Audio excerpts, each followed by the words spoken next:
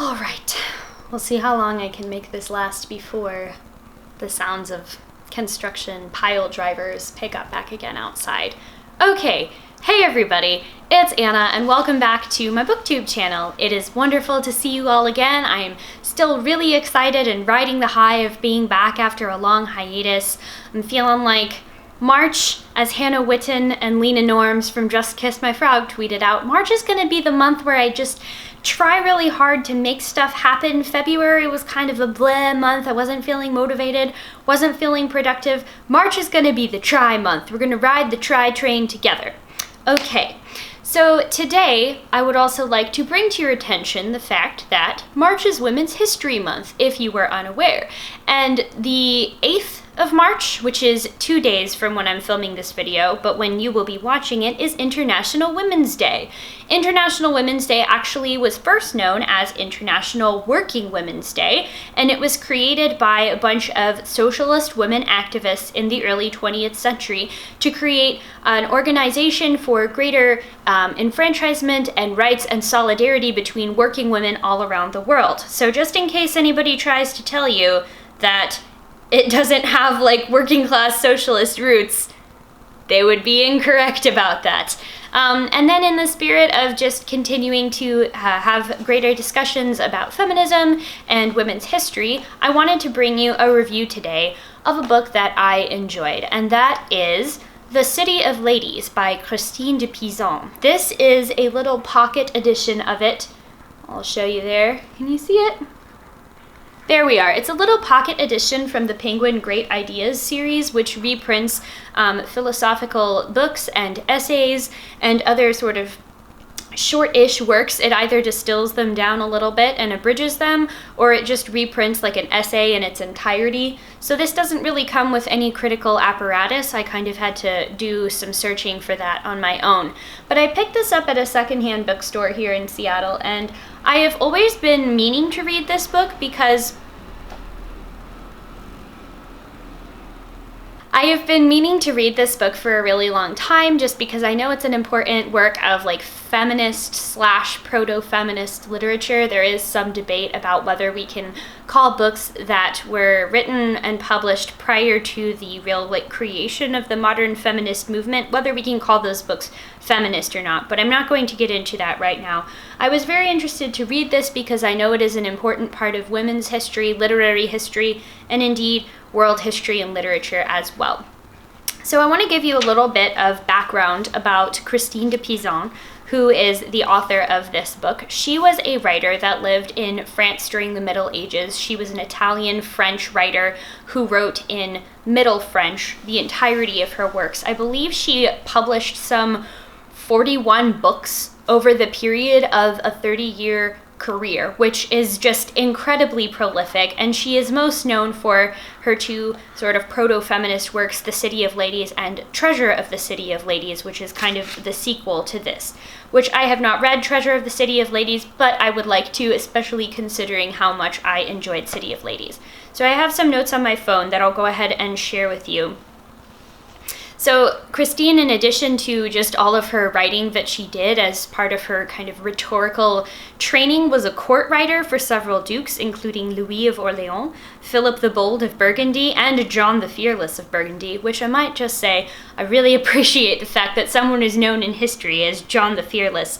And she was also the court writer during the reign of Charles VI of France. She wrote poetry and prose, biography and history, and according to her encyclopedia entry, her successes stemmed from a wide range of innovative writing and rhetorical techniques that critically challenged renowned writers such as Jean de Meun, author of The Romance of the Rose, which she criticized as immoral, and oh boy, does she ever in this book. I also have not read The Romance of the Rose. I know that's a gap in kind of my literary history that I'm looking to fill ASAP. So now I'll tell you a little bit about this book.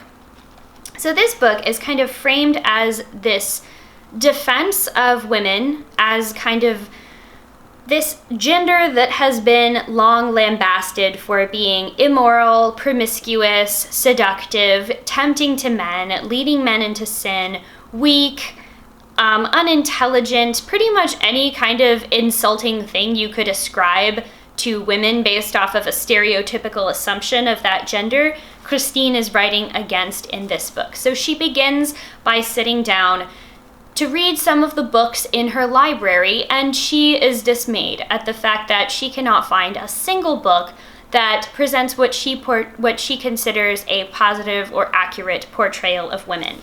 And so she has a dream, kind of. It's like an allegorical dream, whereupon she is visited by these three ladies, Reason, Rectitude, and Justice. And these are kind of the personifications of the virtues, reason, rectitude, and justice. And they tell her that they are going to be building a city of ladies where women can live together in harmony and happiness, cultivating their minds, cultivating their virtues away from the dismissiveness and insults of men who want to just see women not succeed. So, Reason is the first of these three ladies that is going to help Christine build the city. And this is the longest section of the book that was included in this edition, was Christine's sort of dialogue with Reason. In it, she writes back against a lot of the popular male authors of the day, most notably Boccaccio, who was an Italian author of an epic poem. I guess it wasn't really an epic, but it was like a courtly epic about manners and decorum in Italy in the late medieval, early modern period. And also the author of The Romance of the Rose, who pretty much just shames women for being promiscuous, being these vile temptresses that have caused the fall of humanity. I should say that this is all pretty much argued and discussed within the framework of sort of medieval Christian morality, which, if you don't know, if you're not familiar with the sort of Bible story, is that Eve, who was the first woman, is the one that was considered responsible for like leading humanity into sin and into falling out of favor with God and having to do things like become mortal and suffer pain. And a siren.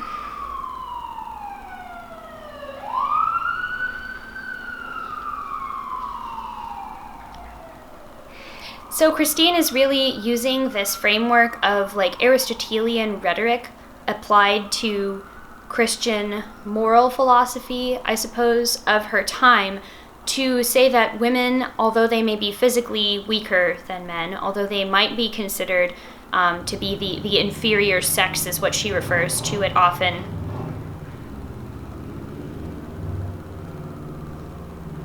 Although women might be considered the inferior sex, they are every bit as capable as men, and it is only because they don't have the opportunity to broaden their minds and enlarge their intellects that they are seen as such. And also, Reason does bring up the very good point that in general, many of the men and the male authors that are slandering women are only doing so because they've been burned by women and they're jealous of their capabilities. That's actually the line that's listed on the front of this book, is men who have slandered the opposite sex out of envy have usually known women who are cleverer and more virtuous than they are. And that's pretty much the main thrust of Reason's ability, or of Reason's conversation with Christine about justifying the role of women in the world. Right, and this excerpt, hi Lily, this excerpt that I'm about to read to you was very much reminiscent to me of later writings like Mary Wollstonecraft's Vindication of the Rights of Women and writings by Virginia Woolf about women's equality and desire for greater justice. So this is where Christine has been asking Lady Rectitude to refute those who claim that it isn't good for women to be educated. So here's the quote. Rectitude replied, "This should prove to you that not all men's arguments are based on reason, and that these men in particular are wrong. There are absolutely no grounds for assuming that knowledge of moral disciplines, which actually inculcate virtue, would have a morally corrupting effect. Indeed, there's no doubt whatsoever that such forms of knowledge correct one's vices and improve one's morals. How could anyone possibly think that by studying good lessons and advice, one will be any the worse for it? This view is completely unthinkable and untenable.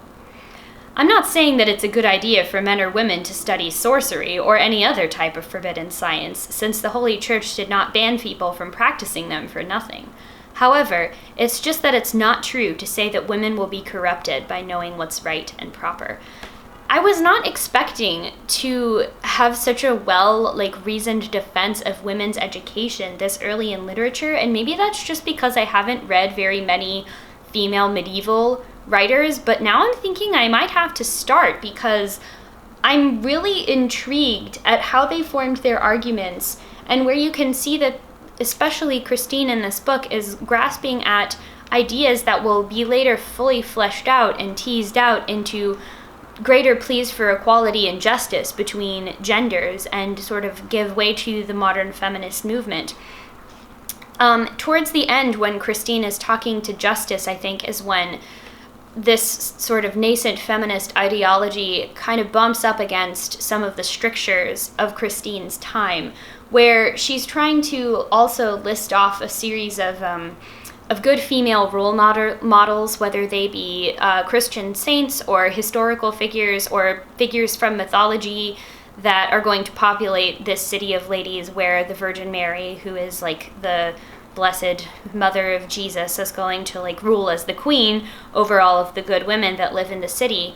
I think towards the end, when she attempts to negotiate a woman's place in marriage and why women are not allowed to testify in court at this period in time, and what about the tensions between women who are loved for their virtue versus women who are loved for their physical attractiveness. Does that mean that those women that are taking pains to make themselves physically attractive and care for their appearance are any less deserving of the appellations of virtue? That was really interesting to me, because I think we still have those same conversations now. I mean, I am constantly talking to people. They see, that I wear makeup and I'm a pretty outspoken feminist person. They ask me all the time, well, how can you do both of those things at the same time? I feel like we're still having many of the same debates that have been constructed but also rehashed throughout time about gender and gender presentation, especially as it pertains to women, because there's kind of this impossible standard set up, right? And Christine does talk a lot about the double standards that are facing men and women, especially when it comes to sexual conduct, where women are completely expected to be sort of these chaste virgins that don't know anything about sex and sexuality, but they're also expected to put up with their husbands abusing them, and men are allowed to be unfaithful and abuse their wives and abuse women and disrespect them without any consequence. And she definitely does bring up the unfairness and injustice of it, and suggests that if women were able to become more educated, they would be able to gain greater rights, and they wouldn't only have to rely on both the solidarity and support of other women and kind of the security of the knowledge that they themselves know that they haven't done anything wrong, that they might actually have a chance for justice in this life. And I don't know, it's hard to articulate my thoughts on this book in a succinct manner, because it's deceptively short, but it covers a whole lot of ground. It covers things that I did not expect an early modern / medieval writer to engage with in a way that is still extremely readable and relatable today. I am somewhat used to reading older texts, although about as old as I ever got when I was in graduate school was maybe the late 17th century, and some of those can be really difficult to read without, being too presentist and projecting a modern sensibility onto it, or tying it in too easily to 18th and 19th century models of gender and womanhood and femininity, which is what I studied. But this text was really thought-provoking. I'm fascinated to learn more about Christine de Pizan's life, to read her other works, and to go ahead and read the books that she was writing against. I know I have a copy of the Decameron on hold waiting for me at the library, and The Romance of the Rose. I had a Shakespeare professor in college that talked about that all the time, so I don't know why I haven't read it yet. But I will probably check back in at some point when I read more of these kind of medieval texts and kind of just work on this project a bit more, to learn more about medieval conceptions of gender. And before I go ahead and sign off, I would like to thank Fariba at the Medieval Reader, I will link her channel down below, for pretty much just sparking my interest in picking this book up. I've wanted to read it for such a long time, and I don't know why I haven't. And she is getting a PhD in French and reads and reviews a lot of texts in French from the medieval and early modern and Renaissance periods. So I would like to thank her for reigniting my interest in this period of history and this period of literature. And please do go check out her videos, give her a sub, because she does make very good quality content on this wonderful thing we call BookTube. So that is going to be all for today. I hope that you continue to enjoy your Women's History Month. Have a happy International Women's Day. Don't forget to go out and do something that day that will bring about greater equality and justice between genders. Woohoo! Equal rights. Good stuff. All right. Thank you all so much for watching, and I will see you in the next one. Bye.